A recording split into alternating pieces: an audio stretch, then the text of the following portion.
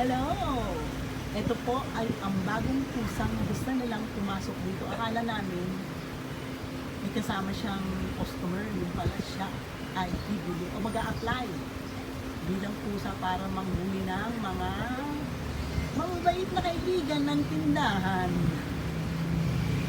At, siguro mamayang gabi duty siya, kaya tulok-tulok muna siya.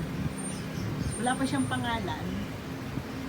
Hindi namin na ano kaya ang pangalan niya?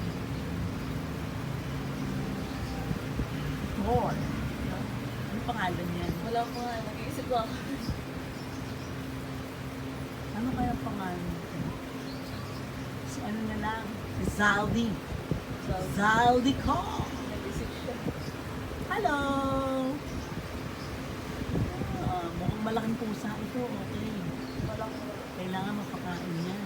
madumi lang siya. Di bale. Welcome dito sa tindahan ni Kuya.